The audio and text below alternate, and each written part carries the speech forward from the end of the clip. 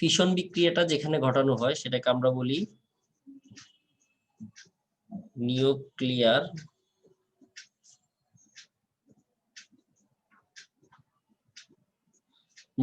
চুল্লি।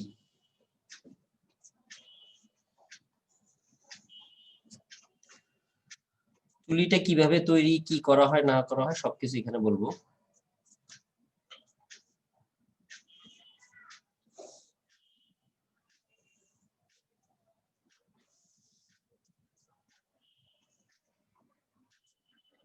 চুল্লিটা দেখতে অনেকটা এরকম গম্বুজের মতো, যেটাকে আমরা ডোম বলি, ডোম অথবা গম্বুজ। সেই গম্বুজের ভিতরে একটা চেম্বার থাকে, আমি সহজভাবে একে তোমাদেরকে দেখাচ্ছি। একটা চেম্বার থাকে যেটাকে আমরা কোর বলি, কোর বা মজ্জা। এখানে বেসিক্যালি ঘটনাটা ঘটে, এখানে কোনো একটা জায়গা আছে যে জায়গাটাতে আমরা ইউরেনিয়াম রাখবো, অর্থাৎ এই যে গোল অংশটা বলের মতো, এটাকে আমরা ইউরেনিয়াম হিসেবে ধরতেছি। আর ভিতরে যে কোরটা, কোরের যে বডিটা, সেই বডিটা তৈরি করা হয়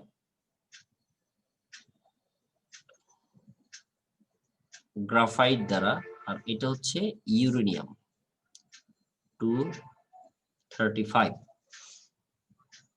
তাহলে ঘটনাটা কিভাবে কি হয়, ইউরেনিয়ামের বিক্রিয়াটা যদি আমরা একটু নিচে লিখি, ইউরেনিয়াম 92 235, এটাকে আমরা নিউট্রন দ্বারা আঘাত করব 01। তাহলে এই নিউট্রনটা কোত্থেকে আসবে, আমরা একটা কাজ করি, সেটা হচ্ছে এই নিউট্রনটা এখানে কোনো একটা দেওয়ালে কোনো একটা বিশেষ অংশ থাকে যেখানে নিউট্রন গান, কি বলি, নিউট্রন গান।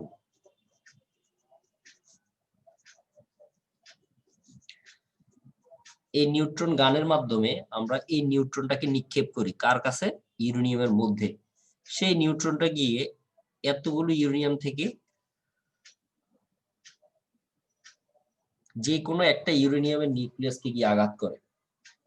তাহলে এই যে ইউরেনিয়ামের নিউক্লিয়াসটাকে আঘাত করলো, সেই ইউরেনিয়ামের নিউক্লিয়াসটা ভেঙে যায়। এই ভেঙে গেলে সেখান থেকে বেরিয়াম 56 141 প্লাস ক্রিপ্টন 36 92 প্লাস 3টা নিউট্রন সাথে কিছু শক্তি, যে শক্তির মান প্রায় 200 মেগা ইলেকট্রন ভোল্ট, সেটা উৎপন্ন হয়। এটা হলো স্বাভাবিক, এই বিক্রিয়াটা এর ভিতরে ঘটবে। আমরা নিউট্রন গানের মাধ্যমে প্রথমে আমরা ইউরেনিয়ামকে নিউট্রন দ্বারা আঘাত করি, তো সেখান থেকে 3টা নিউট্রন উৎপন্ন, সেই 3টা নিউট্রন আবার এই এখানে রক্ষিত ইউরেনিয়ামের আরো 3টা নিউক্লিয়াসকে আঘাত করে, এইভাবে ঘটনাটা চলতে থাকে। এখন গতদিন আমরা বলছিলাম এটাকে আমরা চেইন রিঅ্যাকশন বলে থাকি, কারণ খুব কম সময়ের ভিতরে বিক্রিয়াটা ঘটে। এই যে সময় কম নিচ্ছে, খুব কম সময়ে অনেক বেশি নিউট্রন উৎপন্ন হয়, কারণ প্রত্যেকবারই একটা ইউরেনিয়াম ভাঙে এবং প্রত্যেকবার সেখান থেকে 3টা নিউট্রন উৎপন্ন হয়। তো আমরা অন্যভাবে বলতে পারি যে নিউট্রনের সংখ্যা যত বেশি হয়, এই ক্ষেত্রে শক্তির মান, প্রত্যেকটা নিউট্রন একটা ইউরেনিয়াম নিউক্লিয়াসকে ভাঙবে, আর একটা ইউরেনিয়াম নিউক্লিয়াসকে ভাঙলে সেখান থেকে 200 মেগা ইলেকট্রন ভোল্ট করে উৎপন্ন হবে। তার মানে খুব কম সময়ের ভিতরে অনেক নিউট্রন উৎপন্ন হয়, তার মানে অনেক শক্তি উৎপন্ন হয়, কারণ ওই নিউট্রন গুলো গিয়ে গিয়ে ইউরেনিয়ামের প্রত্যেকটি বা একটি অণুকে, পরমাণুকে গিয়ে গিয়ে আঘাত করতেছে। তো এই যে নিউট্রনের সংখ্যা খুব কম সময়ে অনেক বেশি হচ্ছে, এই কারণে আসলে খুব কম সময়ে এই কোরের ভিতরে অনেক বেশি এনার্জি উৎপন্ন হচ্ছে।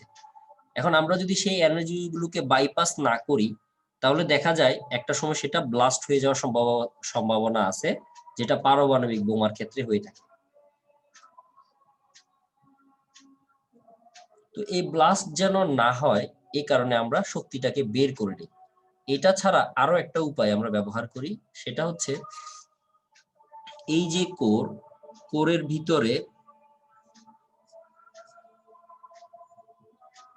বোরন বা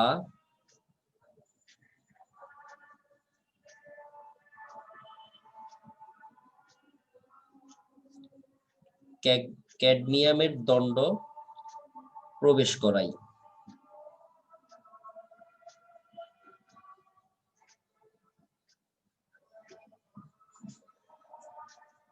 কেন? কারণ বোরন অথবা ক্যাডমিয়াম তারা নিউট্রনকে গ্রাস করে, অর্থাৎ নিউট্রনকে খেয়ে ফেলে।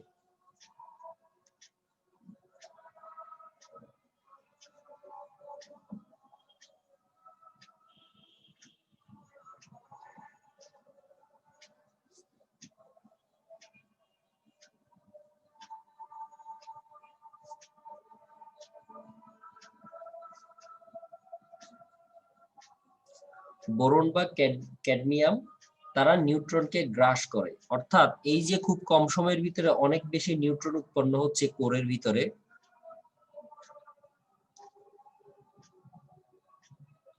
সেই নিউট্রনের সংখ্যাটাকে নিয়ন্ত্রণ করার জন্য যখন আমরা দেখতেছি নিউট্রন অনেক বেশি হয়ে যাচ্ছে, আমরা সাথে সাথে বোরন বা ক্যাডমিয়ামের দণ্ড ভিতরে প্রবেশ করিয়ে দিই।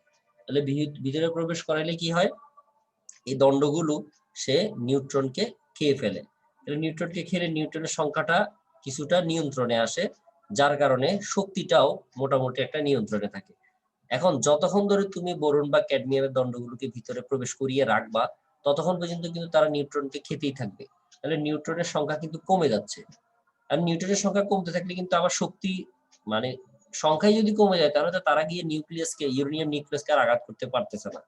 তো এই আঘাত না করার কারণে শক্তিও উৎপন্নের হারটাও কমে যাচ্ছে। তো তুমি যখন দেখতেছো যে বেশি কমে যাচ্ছে, তখন তুমি দণ্ডগুলোকে আবার পুনরায় বের করে নিলা, তাহলে আবার কি হবে, বিক্রিয়াটা আবার র্যাপিডলি স্টার্ট হবে। তো এরকম ভাবে যখন দরকার তখন প্রবেশ করাবো, যখন দরকার নাই তখন আমরা বের করে নিব।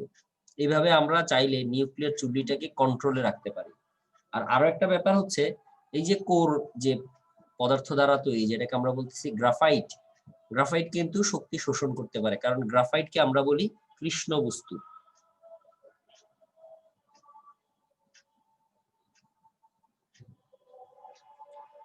বা ব্ল্যাক বডি বলি আমরা এটাকে।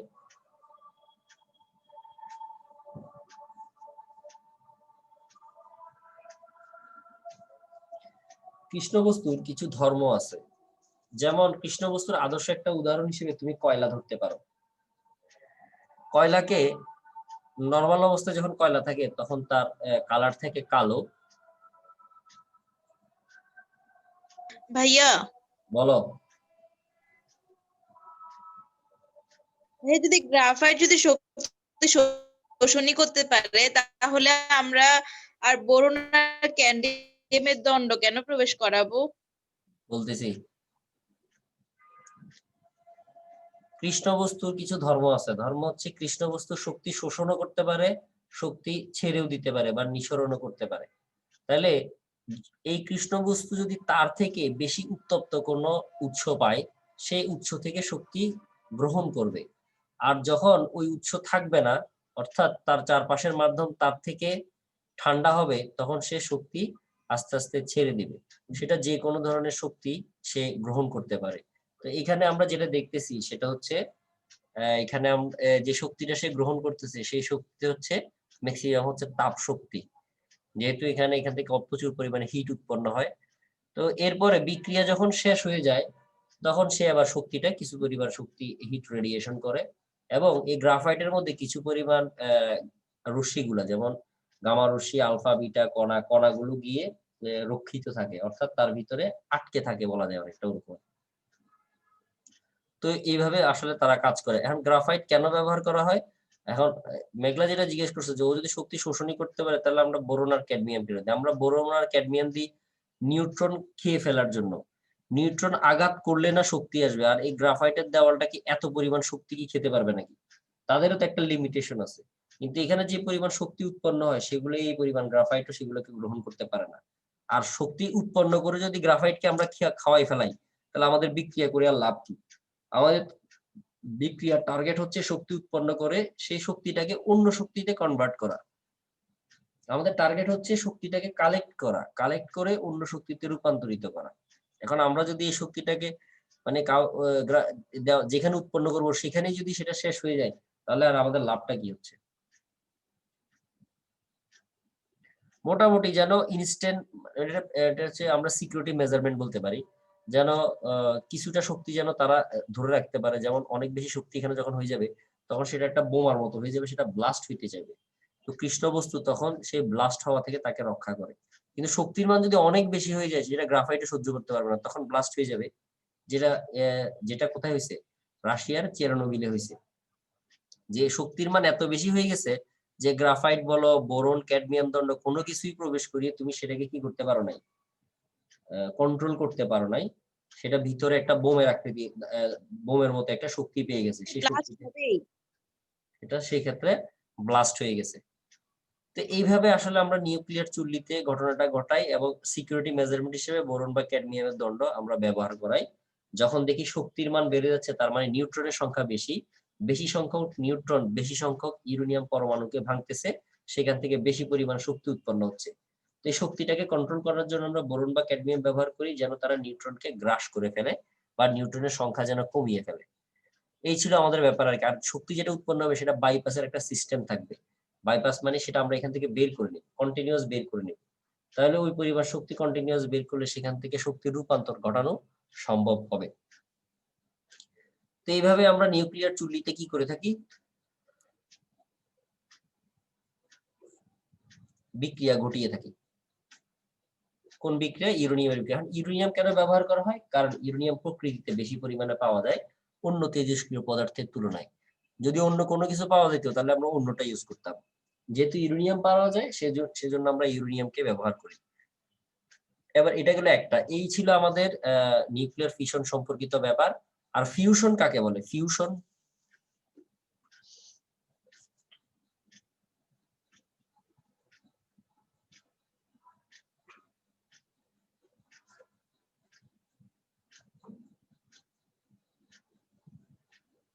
স্যার আজকে তো সাউন্ড কম কম লাগতেছে কেন? কি? সাউন্ড কম আসতেছে। কেন সাউন্ড কেন কম আসবে? তুমি ভলিউম স্যার বাড়াও। আগের থেকে অনেক আস্তে আস্তে আসতেছে, মানে কথা অনেক আস্তে। সবার কাছে কি কথা আসতে যাচ্ছে নাকি? আসতে তো হওয়ার কথা না। স্যার অন্য সময় ইয়ারফোন লাগে না, আজকে ইয়ারফোন লাগে। তাই নাকি? সবার কাছে কি সেম? না ভাইয়া। এই তোমার মোবাইলে প্রবলেম আছে, কারণ আমি তো একই ভাবেই সব পড়াইতেছি।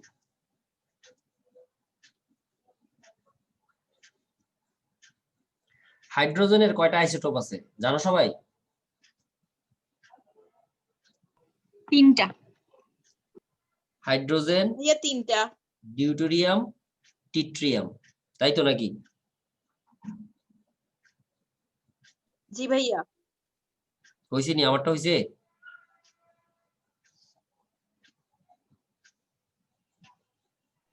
ভাইয়া প্রোটিয়াম, ডিউটেরিয়াম, ট্রিটিয়াম।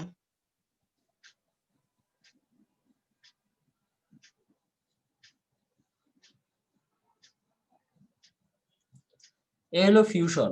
ছোট ছোট দুইটা নিউক্লিয়াস মিলে একটা বড় নিউক্লিয়াস গঠন করছে। এটা ডিউটেরিয়াম আর এটা হচ্ছে ট্রিটিয়াম, যাদের প্রোটন সংখ্যা একই কিন্তু ভর সংখ্যা 2 এবং 3। তাদেরকে অ্যাড করলে একটা হিলিয়াম নিউক্লিয়াস পাচ্ছি, সাথে একটা নিউট্রন উৎপন্ন হয়। এই উৎপন্নের সাথে উৎপন্ন হওয়ার পরবর্তীতে গিয়ে আমরা কিছু পরিমাণ শক্তি পাই, যে শক্তির মান অনেক কম হয়। ফিউশনের তুলনায় শক্তির মানটা অনেক কম হয়। তো এরকম দুইটা নিউক্লিয়াস বা দুইটা নিউক্লিয়াস, ছোট ছোট নিউক্লিয়াসকে যুক্ত করে একটা বড় নিউক্লিয়াস উৎপন্নের প্রক্রিয়াকে আমরা বলি ফিউশন, মানে অ্যাড করা। তো ম্যাথ এটা থেকেও আসতে পারে, ম্যাথ এটা থেকেও আসতে পারে। আমরা ফিশনেরটা দেখাবো, কারণ ফিশনেরটা আমাদের বেশি দরকার। তার কারণ হচ্ছে আমরা নিউক্লিয়ার চুল্লিতে ফিশন ঘটাই, ওই ফিশন ঘটিয়ে যে শক্তি উৎপন্ন হয় সেই শক্তিকে আমরা তড়িৎ শক্তিতে রূপান্তর করি। তার থেকেও বড় কথা হচ্ছে ফিউশন থেকে ফিশন বিক্রিয়ার শক্তি বেশি উৎপন্ন হয়। তাহলে আমরা নিশ্চয়ই কম শক্তিটা ব্যবহার করব না, আমরা বেশি শক্তি উৎপন্ন করে সেটাকে বিদ্যুৎ শক্তি অথবা অন্য কোনো শক্তিতে কনভার্ট করব। তো কনভার্ট করার জন্য আমরা একটা প্রশ্ন বা দুইটা প্রশ্ন যদি একটু দেখি যে কিভাবে আমরা ম্যাথ করব, আমি তোমাদেরকে দেখাচ্ছি। আগে তোমরা সবাই এই বিক্রিয়াটা লিখে নাও। এই বিক্রিয়ার বিভিন্ন মানগুলো আমি তোমাদেরকে দিব।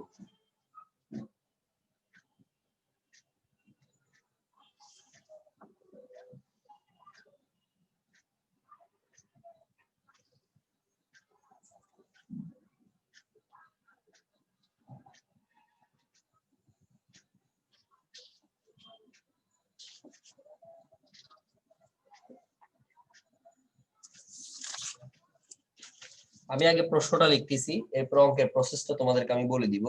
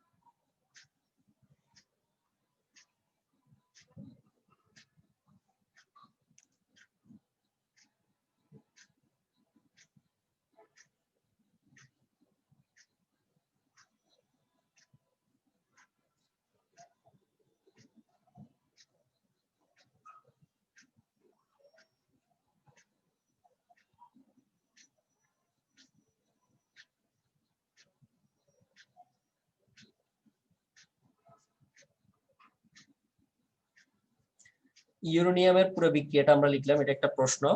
ইউরেনিয়াম 235 অর্থাৎ এই অণুটার ভর তোমাকে দেওয়া আছে 235.0439 AMU, ভর দেওয়া আছে AMU এককে। এরপরে নিউট্রনের ভর দেওয়া আছে, এর ভর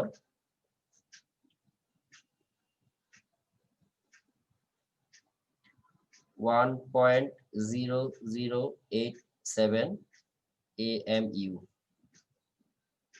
এরপর বেরিয়ামের ভর, বেরিয়াম যার ভর সংখ্যা 141, এর ভর 140.9139 AMU। এরপরে ক্রিপ্টন 92 যার ভর সংখ্যা, এর ভর 91.8973 AMU এবং 1 AMU is equal to 1.6605 into 10 inverse 27 kg। এই তথ্যগুলো তোমাকে উদ্দীপকে দেওয়া আছে। প্রশ্ন একটাই, এই যে বিক্রিয়াটা ঘটতেছে, বিক্রিয়া ঘটার পরে যে শক্তিটা আমরা লিখতেছি, এমনিতে আমরা জানি 200 মেগা ইলেকট্রন ভোল্ট, আসলে সেটা 200 মেগা ইলেকট্রন ভোল্ট কিনা সেটা তোমাকে দেখাইতে বলছে। অর্থাৎ এইখানে ফিশন বিক্রিয়া যেটা হয়েছে, প্রশ্নটা হচ্ছে ফিশনে উৎপন্ন শক্তি কত। ফিশন মানে ভাঙা, কাকে ভাঙতেছি? ইউরেনিয়ামকে ভাঙতেছি। কি দিয়ে ভাঙতেছি? নিউট্রন দ্বারা ভাঙতেছি। এই যে আমরা ভাঙবো, ভাঙার পরে যে রেজাল্টটা আসবে, সেই রেজাল্টটা বা সেই রেজাল্টের শক্তির মান কত হবে সেটা আমাদের কাছে জানতে চাওয়া হয়েছে। তাহলে শক্তি আমরা কিভাবে বের করব, প্রসেসটা আমি তোমাকে একটু বলি।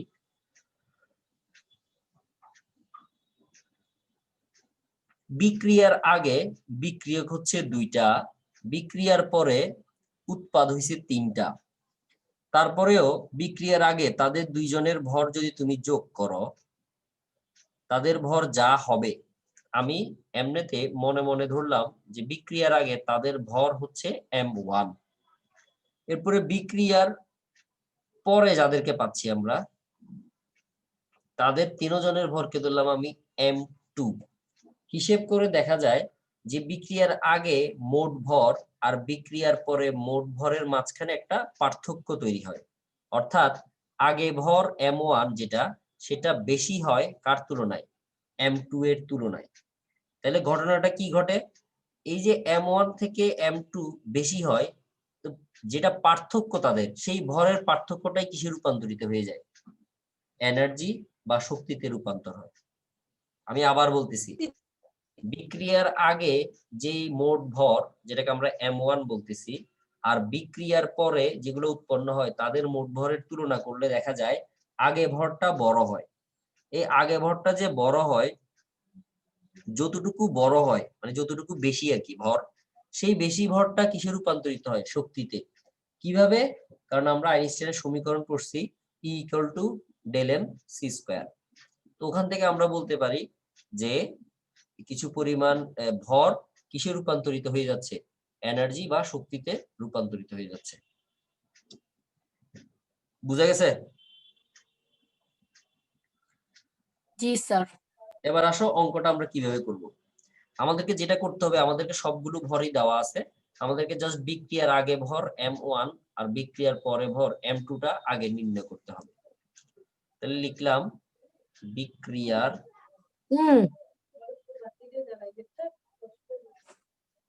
পূর্বে মোট ভর m1 is equal to, দুইটাকে যোগ করে দিলাম আমরা, ইউরেনিয়ামের ভর, তুলি মনে হয় মাইক অন করে রাখছো, তুলি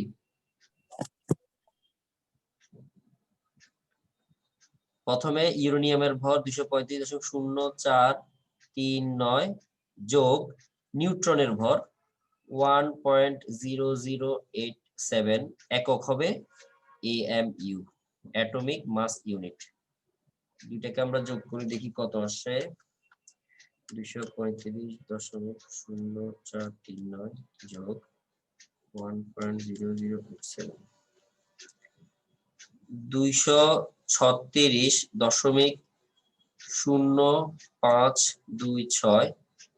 AMU। এটা হচ্ছে বিক্রিয়ার পূর্বে ভর। এবার বিক্রিয়ার পরে যা যা আমরা পাই তাদের টোটাল ভর।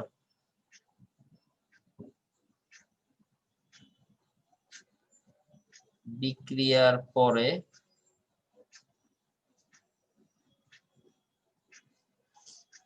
মোট ভর m2। প্রথম হবে বেরিয়ামের ভর, বেরিয়াম 140.9139।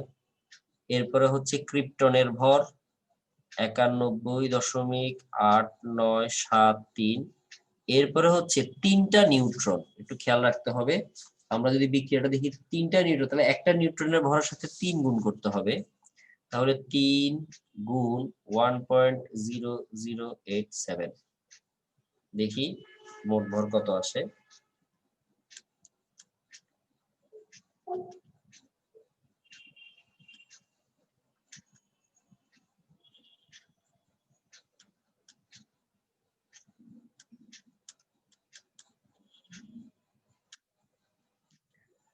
দুইশো 35.8373 AMU। তাহলে তুমি নিজেই দেখতে পাচ্ছ, দেখো বিক্রিয়ার আগে ভর হচ্ছিল 236 আর বিক্রিয়ার পরে ভর হয়ে যাচ্ছে 235। তাহলে ভর কমে গেছে, যেই পরিমাণ ভর কমে গেছে ওই পরিমাণ ভর শক্তিতে রূপান্তর হয়েছে। তাহলে কি পরিমাণ ভর কমে গেছে, যেটাকে আমরা ভরের পার্থক্য বা ভর ত্রুটি বলে থাকি, সরাসরি আমরা বলতে পারবো ভর ত্রুটি।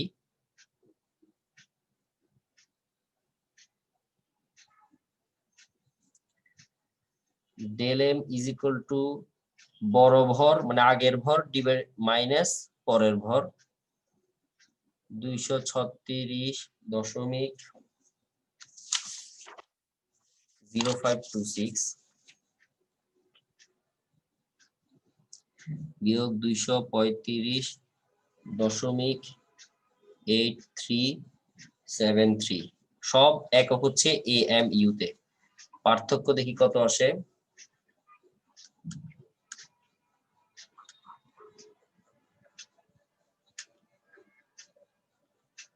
0.2153 AMU। তাহলে এই পরিমাণ ভর কিসে রূপান্তরিত হয়েছে, এই পরিমাণ ভর এনার্জি বা শক্তিতে রূপান্তরিত হয়েছে। তাহলে শক্তি বের করতে হলে আমাদের আইনস্টাইনের সূত্রে যেতে হবে, শক্তি E = del m c square. কিন্তু তার আগে ভরকে অবশ্যই আমাকে কেজিতে নিতে হবে, যার জন্য তোমাকে একটা হিন্টস প্রশ্নে দেওয়া ছিল যে 1 AMU সমান এত কেজি, তাহলে এত AMU সমান কত, ওই অংশটা দ্বারা গুণ হবে। 0.2153 into 1.6605 into 10 inverse 27। এত সরাসরি সে কেজিতে চলে গেছে।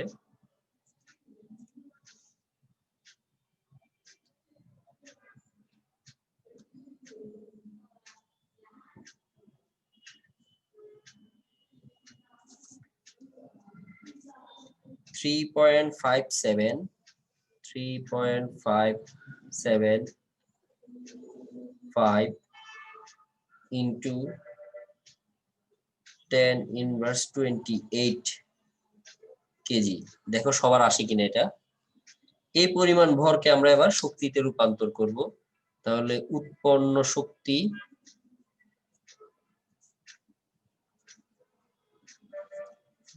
E is equal to del mc square, del m সমান 3.575 10 inverse 28 into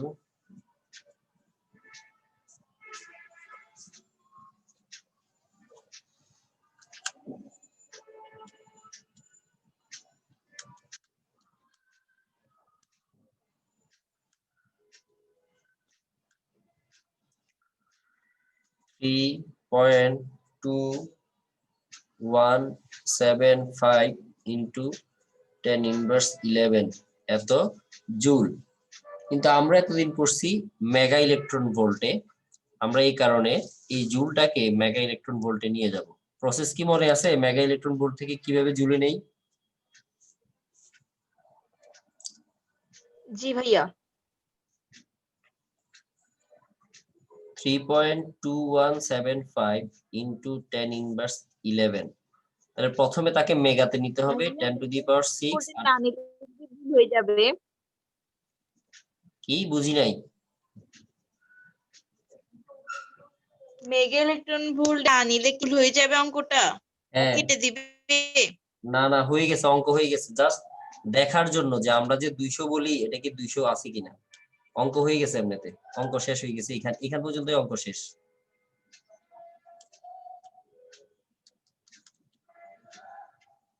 দুইশো এক আসে, দশমিক সামথিং আসে, ওটা লিখলাম না। 201 মেগা ইলেকট্রন ভোল্ট হচ্ছে।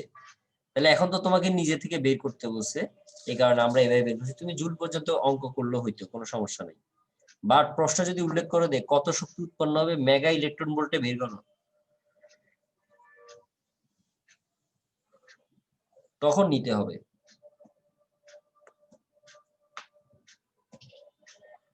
প্রসেস কি বোঝা গেছে?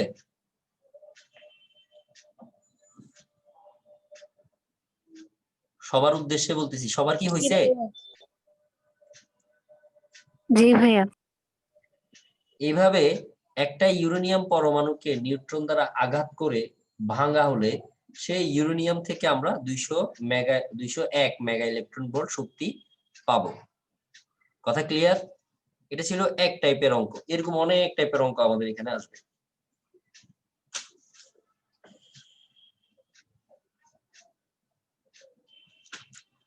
এবার আমরা নেক্সট প্রশ্নে যাচ্ছি। আশা করি এটা শেষ হয়েছে সবার।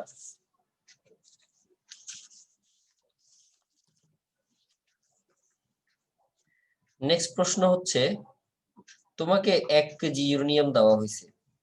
1 কেজি ইউরেনিয়াম থেকে কি পরিমাণ শক্তি পাবা? 1 কেজি ইউরেনিয়াম 235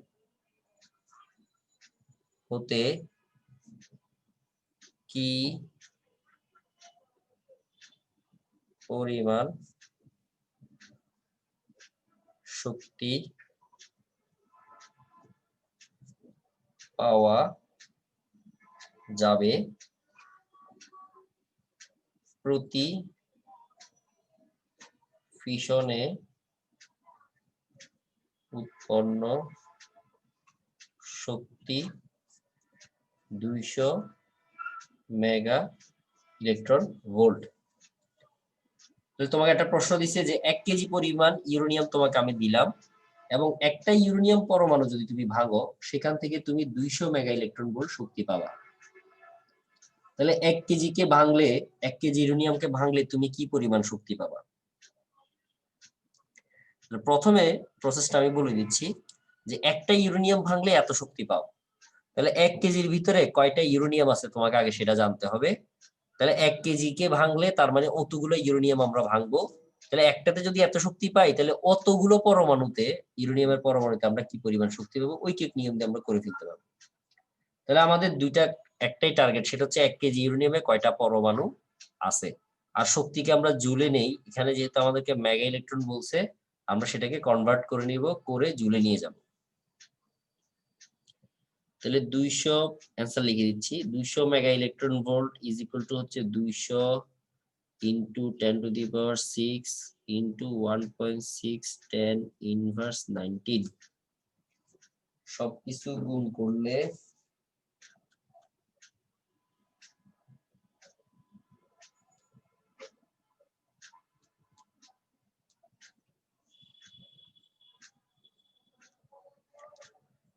3.2 ইনটু 10 ইনভার্স 11 এত জুল। তাহলে একটা ফিশনে আমরা এত জুল পরিমাণ শক্তি উৎপন্ন করতে পারি। এবার আমাদের টার্গেট হচ্ছে 1 কেজিতে কয়টা ইউরেনিয়াম আছে। এটা কিভাবে আমরা বের করবো একটু খেয়াল করে দেখো। ইউরেনিয়ামের ভর সংখ্যা হচ্ছে 235, সেটাকে আমরা কি বলি 235 গ্রাম না?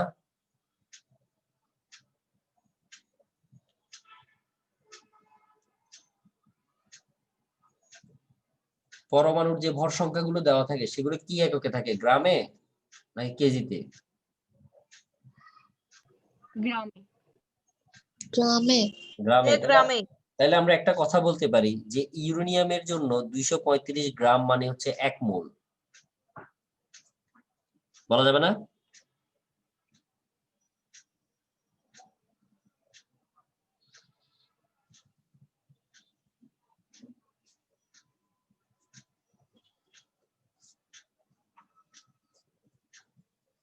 মোলকে আমরা কি বলি, গ্রাম পারমাণবিক ভর বলি না?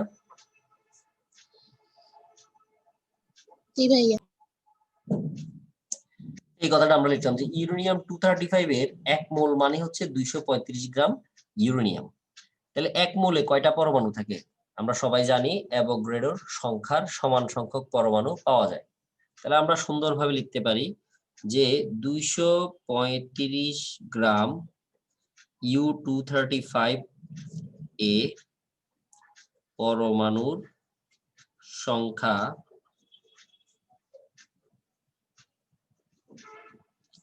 কত? অ্যাভোগাড্রোর সংখ্যা 6.023 10 টু দি পাওয়ার 23। তাহলে 235 গ্রামে যদি অ্যাভোগাড্রোর সংখ্যা হয়, 1 গ্রামে কত?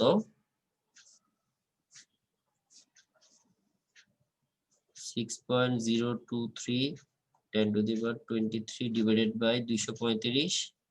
আর 1 কেজি বলছে, 1 কেজি মানে হচ্ছে 1000 গ্রাম। আচ্ছা 1000 গ্রামে কত? তাহলে 1000 দ্বারা গুণ দিয়ে দাও জাস্ট।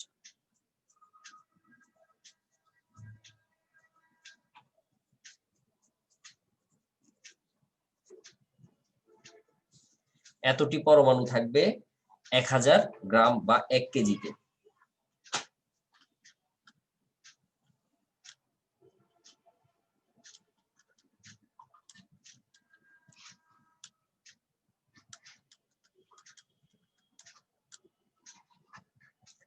আসতেছে 2.56 ইন্টু 10 টু দি পাওয়ার 24 এত টি।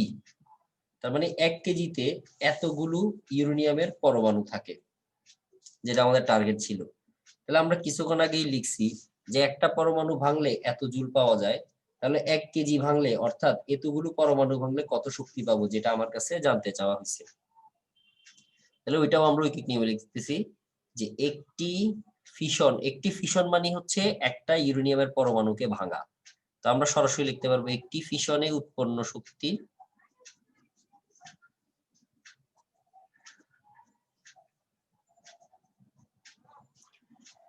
(3.2 10 ইনভার্স 11 জুল। তাহলে এই এতগুলো পরমাণুতে উৎপন্ন শক্তি কত? 2.56 ইন্টু 10 টু দি পাওয়ার 24 টি ফিশনে উৎপন্ন শক্তি জাস্ট গুণ হয়ে যাবে।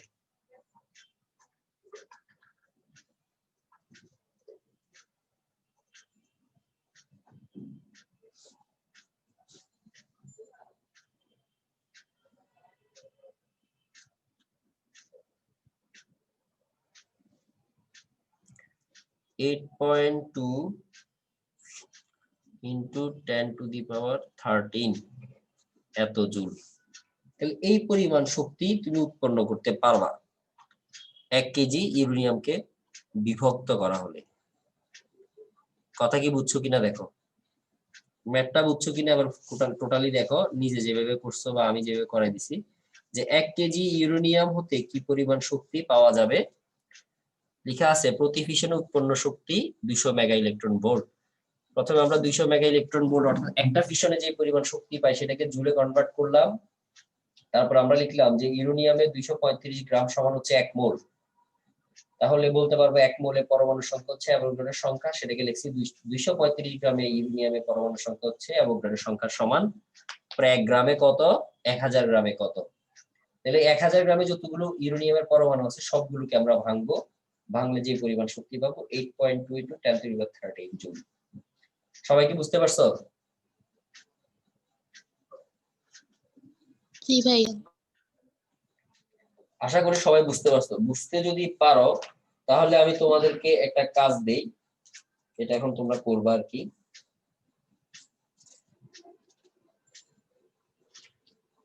লিখে দিচ্ছি আমি প্রশ্নটা।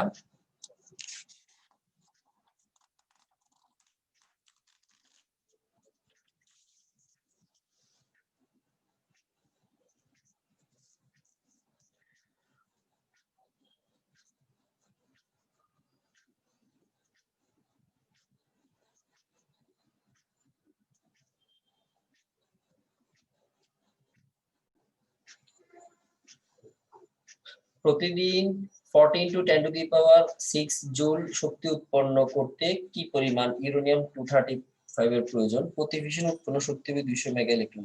কিছুক্ষণ আগে আমি তোমাকে ভর দিছি 1 কেজি বলছিলাম, সেখান থেকে তুমি শক্তি বের করছো। এবার তোমাকে আমি শক্তি দিলাম, তুমি সেখান থেকে ভরটা বের করো। দেখি পারো কিনা, একটু ট্রাই করো তোমরা। না পারলে পরে আমি দেখাই দিচ্ছি, যদি পারো তাহলে আমাকে অ্যান্সারটা বলি, ওকে পারলে।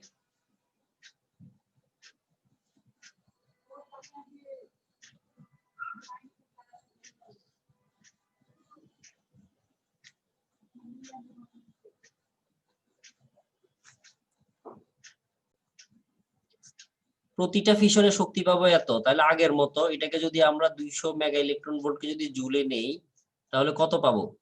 সরাসরি আমি লিখে ফেলতেছি, যেহেতু আগের অঙ্কে করছি। 3.2 into 10 inverse 11 জুল। এত মেগা ইলেকট্রন ভোল্ট থেকে আমরা এত জুল শক্তি পাবো। তাহলে একটা ইউরেনিয়াম ভাঙলে আমরা যদি এত শক্তি পাই, এত শক্তি পাওয়ার জন্য আমাকে কতগুলো ইউরেনিয়াম পরমাণু ভাঙতে হবে।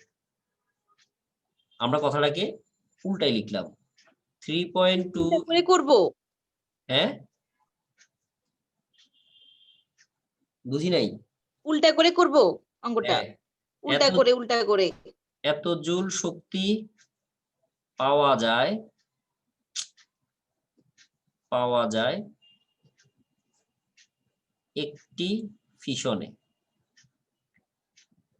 তাহলে আমাকে এত শক্তির দরকার, তাহলে 40 into 10 to the power 6 joule শক্তি পাওয়া যাবে কতটি ফিশন। কতটি ফিশন মানে কতটি পরমাণু ভাঙলে। 40 into 10 to the power 6 divided by 3.2 into 10 inverse 11 করলে আসে 1.25 into 10 to the power 18 এতটি ফিশন। ফিশন মানে ভাঙা, এতটি ফিশন মানে হচ্ছে এতটি ইউরেনিয়াম পরমাণুকে ভাঙলে তুমি একদিনে এতগুলো পরমাণু ভাঙতে হবে, তাহলে তুমি একদিনে এত জুল শক্তি সংগ্রহ করতে পারবা বা পাবা। এখন আমি তো তোমাকে কতগুলো পরমাণু ভাঙতে হবে সেটা বলি নাই, আমি বলছি কি পরিমাণ। পরিমাণ বলতে আমি ইউরেনিয়ামের ভর চাইছি তোমার কাছে, মানে কত গ্রাম ইউরেনিয়াম তুমি ভাঙতে হবে তোমাকে। সংখ্যা, ফিশনের সংখ্যা বললে বা পরমাণু সংখ্যা বললে হবে না। তাহলে এবার ভরে যদি যেতে চাই তাহলে আমাদেরকে আবার ওই কথাটা লিখতে হবে, যে ওই যে ইউরেনিয়ামের 235 গ্রাম সমান হচ্ছে 1 মোল। তাহলে আমি এভাবে লিখলাম যে অ্যাভোগাড্রোর সংখ্যার সমান সংখ্যক পরমাণু, এতটি পরমাণু থাকে কত গ্রামে? 235 গ্রামে। তাহলে একের জন্য কত, আর আমাদের যতটি ফিশন দরকার অতটি ফিশনের জন্য কত গ্রাম লাগবে? সরাসরি আমি লিখতেছি 1.25 ইন্টু 10 টু দি পাওয়ার এতটি পরমাণু থাকবে কত গ্রামে? তাহলে 235 ইন্টু 1.25 10 টু দি ভাইয়া ফিশন মানে কি পরমাণু? ফিশন মানে হচ্ছে ভাঙা। কি ভাঙবো? ইউরেনিয়ামের পরমাণু ভাঙবো। ফিশনের সংখ্যা আর পরমাণুর সংখ্যা তুমি সেম বলতে পারো।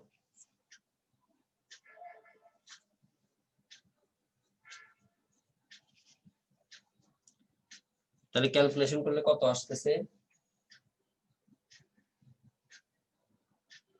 4.877 ইন্টু 10 ইনভার্স 4 গ্রাম।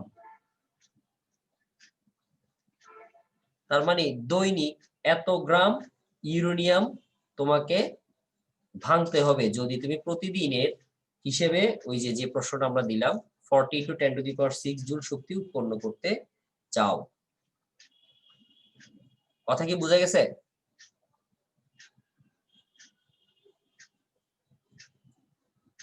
জি ভাইয়া। এখন এই ঘটনাটা আমরা কোথায় ঘটাইছি? একটা বিদ্যুৎ কেন্দ্রে যদি ঘটাই থাকি আর কি, মানে এই ইউরেনিয়াম ভেঙে ভেঙে ভেঙে ভেঙে সেখান থেকে শক্তি উৎপন্ন করতেছি, সেই শক্তিটাকে আমরা বিদ্যুৎ শক্তিতে রূপান্তরিত করব। এই ঘটনাটা আমরা কোথায় ঘটাবো? নিশ্চয়ই একটা বৈদ্যুতিক চুল্লিতে বা বিদ্যুৎ কেন্দ্রে। তাহলে এখন যদি তোমাকে কেউ জিজ্ঞেস করে যদি এরকম ঘটনা কোন একটা বিদ্যুৎ কেন্দ্রে ঘটে থাকে, তাহলে সেই বিদ্যুৎ কেন্দ্রের ক্ষমতা কত, উৎপাদন ক্ষমতা আর কি, তার মানে দৈনিক বা সে তার ক্ষমতা যেটাকে বলে পি, তোমাকে যদি বের করতে বলে যে তার ক্ষমতা কত, তুমি একটু ভালোভাবে খেয়াল করো যে প্রতিদিন যদি এত শক্তি উৎপন্ন করে তাহলে ক্ষমতা তো আমরা সরাসরি বলতে পারি না, কারণ আমরা জানি ক্ষমতা পি ইকুয়াল টু হচ্ছে এনার্জি মানে শক্তি ডিভাইডেড বাই সময়, যেটাকে আমরা W/T বলি। W এর একক জুল, শক্তির একক জুল। তাহলে কত শক্তি তোমার লাগবে? তোমার লাগবে 40 ইন্টু 10 টু দি পাওয়ার 6। আর প্রতিদিন, তাহলে প্রতিদিনে তোমার সময় কতক্ষণ লাগে? প্রতিদিনে সেকেন্ডে বা ক্ষমতার একক ওয়াট না, প্রতিদিন মানে হচ্ছে 24 ঘন্টা। তাহলে 24 ঘন্টাকে তোমাকে সেকেন্ডে নিতে হবে, 24 ইন্টু 3600। তাহলে তুমি যে এককটা পাবা ক্ষমতার সেটাকে আমরা বলতেছি জুল পার সেকেন্ড অথবা ওয়াট।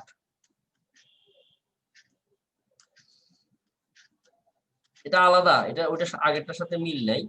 তাহলে যেটা আসতেছে সেটা হচ্ছে 462.96 ওয়াট।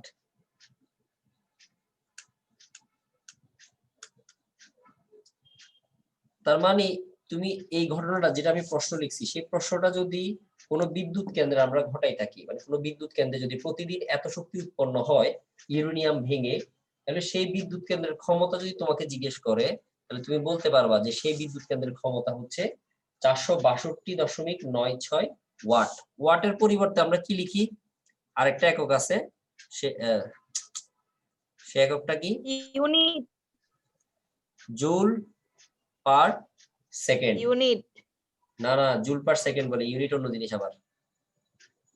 জুল পার সেকেন্ড কিভাবে আসছে? Joule per second W/T, W এর একক হচ্ছে জুল, নিচে হচ্ছে সময়। অর্থাৎ এই যে বিদ্যুৎ কেন্দ্রটা সেটা প্রত্যেক সেকেন্ডে এত জুল শক্তি উৎপন্ন করতেছে, যদি এটা বিদ্যুৎ কেন্দ্র হয় আর কি। কথা কি বোঝা গেছে? কোন বিদ্যুৎ কেন্দ্র বা কোন বাল্ব, আমরা পড়ছি না যে কোন বাল্বের ক্ষমতা হচ্ছে 100 ওয়াট। 100 ওয়াট মানে কি? 100 ওয়াট যে আমরা লিখি 100 ওয়াট মানে কি? 100 জুল পার সেকেন্ড, অর্থাৎ এক সেকেন্ডে মানে প্রতি সেকেন্ডে সে 100 জুল শক্তি উৎপন্ন করতেছে অথবা অপচয় করতেছে।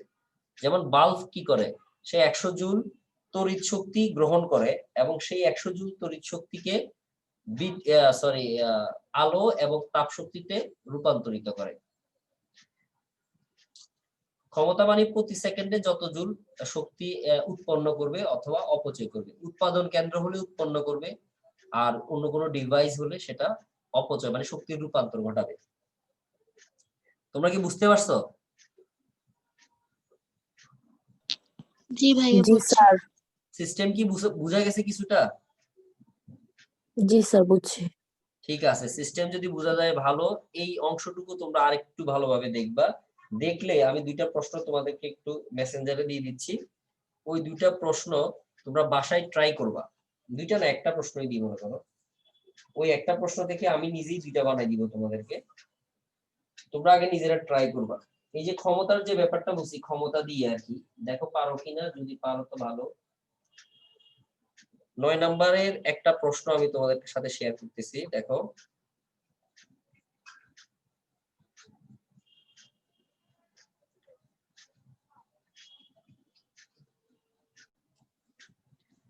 এখানে যে প্রশ্নটা দিলাম তোমাদেরকে, যে একটি পারমাণবিক বিদ্যুৎ কেন্দ্রের উৎপাদন ক্ষমতা 400 মেগাওয়াট, এতে ইউরেনিয়াম 235 ব্যবহৃত হচ্ছে। অর্থাৎ ইউরেনিয়ামের আইসোটোপ আছে 3টা। একটার ভর সংখ্যা হচ্ছে 234, একটা হচ্ছে 235, আর একটা হচ্ছে 238। তো তোমাকে বলে দিছি এখানের ভিতরে 35 যেটা 235 সেটা ব্যবহার করা হচ্ছে। তার কারণ হচ্ছে ওই যে আমরা একটা কথা লিখি না যে ইউরেনিয়ামের 1 মোল সমান কত গ্রাম। 235 ব্যবহার করে বলেই আমরা বলতেছি যে 1 মোল সমান হচ্ছে 235 গ্রাম। এখন 1 মোল সমান 235 না বলে, যদি এটা 35 না বলে যদি তোমাকে 34 দিই অথবা 38 দেই, তখন তোমাকে ওই কথাটা লিখে দিতে হবে কি, যে ইউরেনিয়ামের 1 মোল সমান 238 থাকলে 238 গ্রাম, 234 থাকলে 234 গ্রাম। বুঝে গেছে কথা? এই লাইনটা কিন্তু জি তোমাকে ভাইয়া। এই লাইনটা তোমাকে এমনি এমনি দেওয়া হয় নাই। আচ্ছা, তো বলছে একটি পারমাণবিক বিদ্যুৎ কেন্দ্রের উৎপাদন ক্ষমতা 400 মেগাওয়াট, এতে ইউরেনিয়াম ব্যবহৃত হচ্ছে।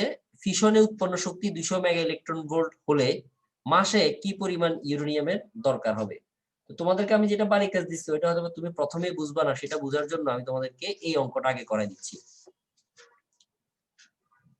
তাহলে প্রথমে আছে বিদ্যুৎ কেন্দ্রের ক্ষমতা P ইকুয়াল টু হচ্ছে W/T বা মেগাওয়াট। প্রথমে আমরা সেই মেগাওয়াটকে ওয়াটে নিয়ে যাই, তাহলে 400 ইন্টু 10⁶ ওয়াট। এখন ওয়াটের আরেকটা একক বলছি কিছুক্ষণ আগে, যেটাকে আমরা বলছি জুল পার সেকেন্ড। তাহলে আমরা কি বলতে পারি যে বিদ্যুৎ কেন্দ্রের ক্ষমতা যেটা 400 মেগাওয়াট দেওয়া আছে, এটার মানে হচ্ছে প্রতি সেকেন্ডে এত জুল শক্তি কি করতে হবে, উৎপন্ন করতে হবে না?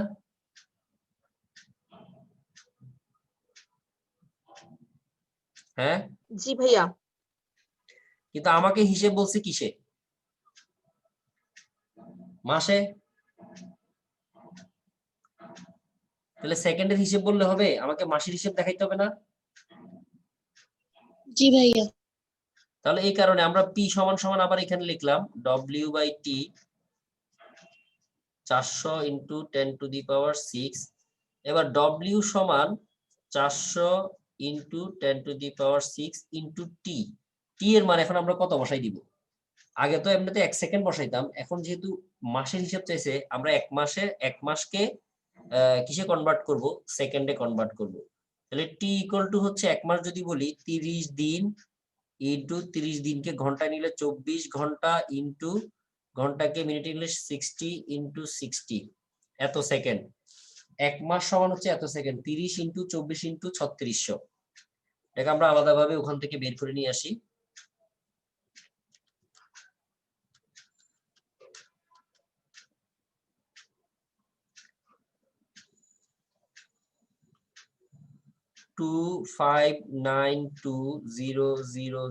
সাইন্টিফিকে লিখতে পারো এত সেকেন্ড। এবার এখানে মানটা বসাও এর সাথে, ইন্টু 400 মেগাওয়াট 10⁶, তাহলে আসতেছে 1.0368 ইন্টু 10⁻15 জুল কাজ বের করছি। অর্থাৎ মাসে বলতে হ্যাঁ মাসে, যে সময়ের একক আমরা মাসে বসি, তাহলে 1 মাসে তাকে এত জুল শক্তি উৎপন্ন করে। কে করে? পারমাণবিক বিদ্যুৎ কেন্দ্রটা। কথা কি বুঝছো? জি ভাইয়া। তা আমরা 1 মাসে কত শক্তি আমাদের উৎপন্ন করতে হবে আমরা প্রথমে সেটা বের করলাম। বের করার পরে এরপর একটা হিন্টস দেওয়া আছে আমাদেরকে যে একটা ফিশনে উৎপন্ন শক্তি হচ্ছে 200 মেগা ইলেকট্রন ভোল্ট। তাহলে কথাটাকে আমরা উল্টাভাবে লিখতে পারি যে 200 মেগা ইলেকট্রন ভোল্ট উৎপন্ন হয় একটি ফিশনে। তাহলে এত শক্তি উৎপন্ন হবে কতটি ফিশনে? তো আমরা যেহেতু এটা জুলে আছে ওইটাকে আমরা জুলে লিখবো। আর আমরা তোমরা অলরেডি জানো যে 200 মেগা ইলেকট্রন ভোল্টের পরিবর্তে আমরা জুলে নিলে 3.2 × 10⁻11 জুল লেখা যায়। তাহলে আমরা কথাটাকে যদি একটু ঘুরাই লিখি 3.2 × 10⁻11 জুল উৎপন্ন হয় একটি ফিশনে। আর যেটা আমাদের দরকার মাসেরটা 1.0368 × 10⁻15 জুল উৎপন্ন হয় কতটি ফিশনে?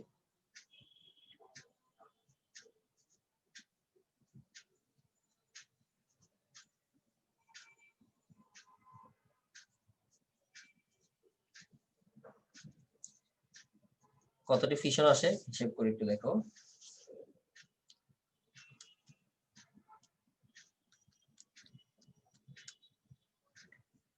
(3.24 × 10⁻25 টি ফিশনে। তাহলে এতটি ফিশন তোমাকে ঘটাইতে হবে। এখন এতটি ফিশন যে ঘটাবা এর জন্য কি পরিমাণ ইউরেনিয়াম ব্যবহার করতে হবে বা দিতে হবে? এবার আবার ঐকিক নিয়ম। কোনটা? ওই অ্যাভোগাড্রোর সংখ্যা থাকে 235 গ্রামে, তাহলে এতটি থাকবে কত গ্রামে?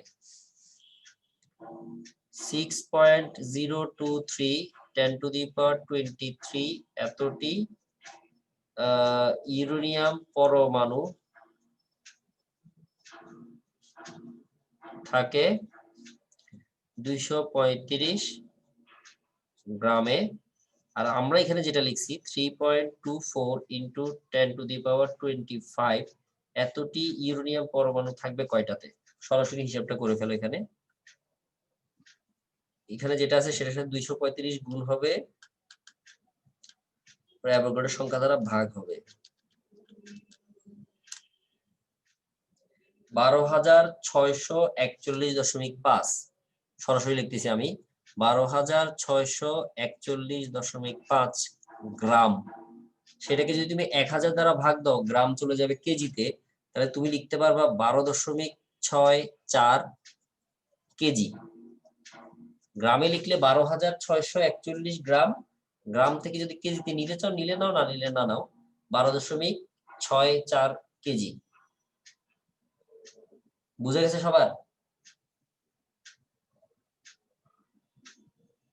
জি স্যার।